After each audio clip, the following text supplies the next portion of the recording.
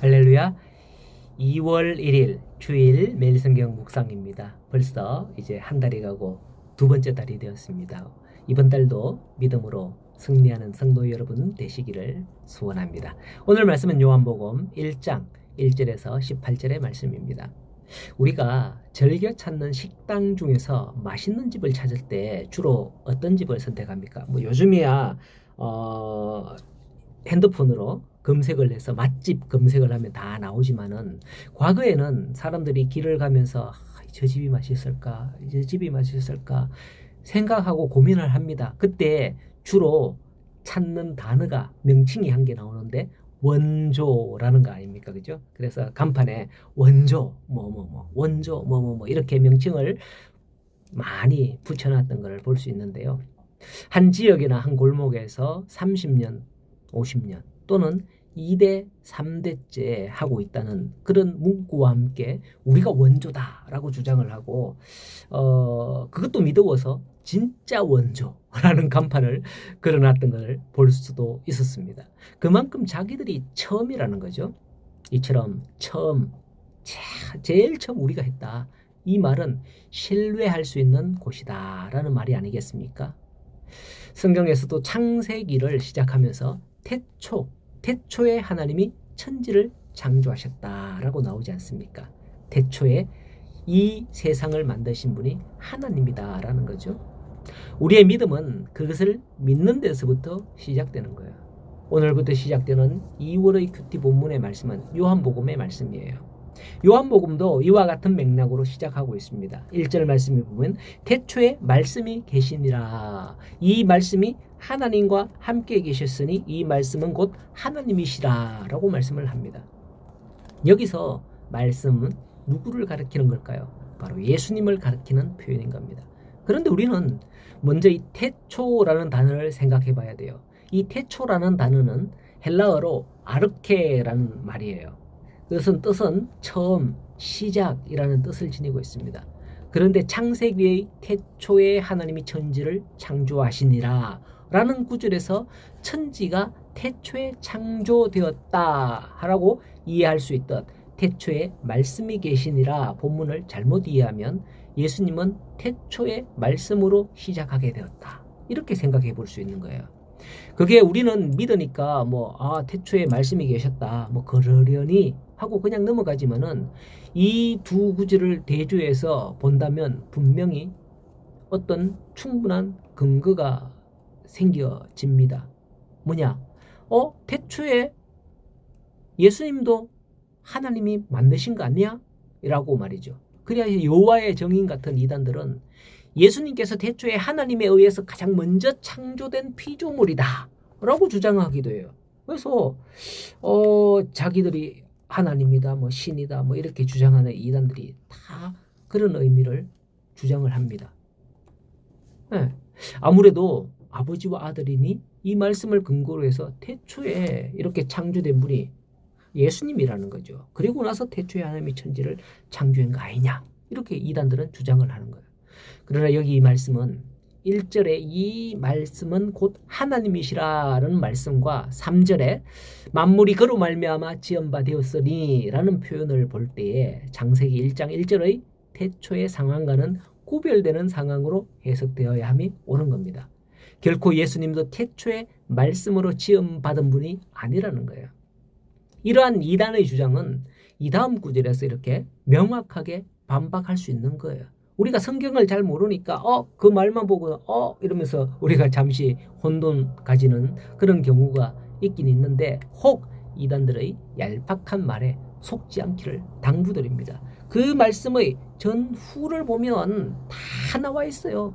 이뿐만 아니라 다른 구절도 다 마찬가지예요. 이단들이 주장하는 그런 내용들. 이단들은 이상한 단어 하나 탁 꼬집어 갖고 요 봐라 이렇지 않냐 이렇게 하는데 전후를 읽어보고 살펴보면 다 나옵니다.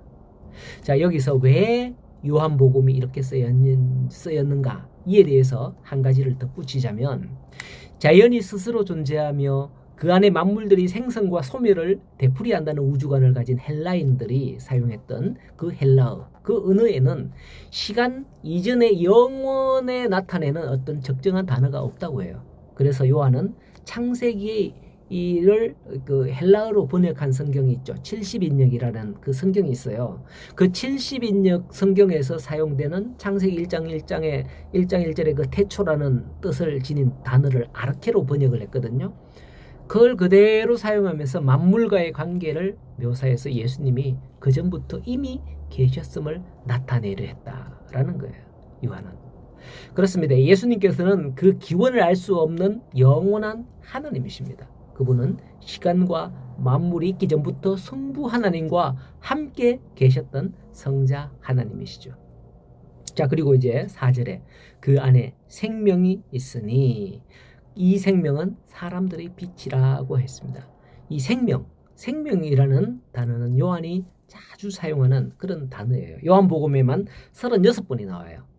요한은 이 생명을 영생으로 이어지도록 요한복음에서 설명하고 우리에게 보여주는 데 힘쓰고 있습니다. 따라서 예수 안에 있는 생명이 있다는 말씀은 영생의 길이 어디 있는지 우리에게 가르쳐 준다는 겁니다. 지금도 마찬가지지만은 당시 유대인들에게 있어서 영원, 천사, 부활 등의 사상은 희미했을지 몰라도 영생은 아주 주요 관심사였습니다. 그런데 문제는 대부분의 사람들이 그 길을 알지 못한다는 데 있었습니다. 누가복음 18장에 보면 예수님 당시 유대 한 관원이 예수님을 찾아와서 영생의 길에 관해서 묻기도 합니다. 이처럼 유대인의 지도자라는 사람이 이에 관해서 알지 못한다면 그들의 지도를 받는 일반 백성들은 어떨까요? 뻔한 거죠. 예수님께서는 그와 같은 자들에 대해 종종 말씀하시기를 목자 없는 양같이 유리하며 방황하고 있는 자들이다 라고 백성들을 불쌍히 여기셨습니다. 그들이 모세의 자리에 앉아서 가르치고 있긴 하나 그들에게 영생의 길을 보여주지 못했으며 자기들의 이익에만 급급하고 배를 채우려다 보니 백성들은 자기보다 또 배나 더 지옥 백성으로 만든다라고 마태복음 23장에서 화 있을진저 서기관들 바리새인들 이러면서 책망하기도 했었죠.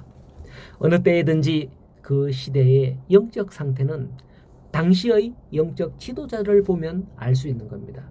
오늘날 한국교회 들려지는 소식들을 들으면 참 안타까운 일들이 많습니다. 우리가 막 귀를 막고 있어서 그렇지 아예 귀를 막았으면 좋겠어요. 사실은 귀를 막고 있어서 그렇지 그들이 외적으로는 높은 성을 쌓고 있지만은 예수님께서 말씀하신 대로 그 날이 이르면 이 돌들이 돌 위에 하나도 남지 않으리라 하는 그 경고의 말씀이 저들에게 해당되지 않을까 이런 말씀이 생각나서 참으로 안타깝습니다.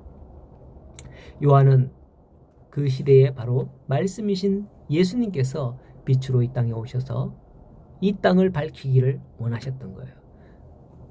오늘날도 이 말씀의 빛이 바르게 비춰지기를 소원합니다. 그러나 지금도 어쩌면 요한의 때와 같이 9절에 빛이 세상에 비쳤고 세상에 계셨지만 세상은 그를 알지 못하고 영접하지 않는 상황이 날마다 펼쳐지고 있습니다. 하지만 하나님은 분명히 말씀하십니다. 12절에서 영접하는 자, 곧 그 이름을 믿는 자들에게는 하나님의 자녀가 되는 권세를 주셨으니 이는 혈통으로나 육적으로나 사람의 뜻으로 나지 아니하고 오직 하나님께로부터 난 자들이니라 라고 하셨죠. 세상 풍조가 어떠하든 예수님을 빛으로 영접하여 올바른 믿음 생활로 나아가심으로써 하나님의 자녀가 되는 복을 누리는 우리 성도님들 되시기를 간절히 소원합니다. 오늘도 복된 주일 되시며 주의 품으로 나오는 모두 다 나와서 함께 예배하는 거룩한 주일 되시기를 간절히 소원합니다.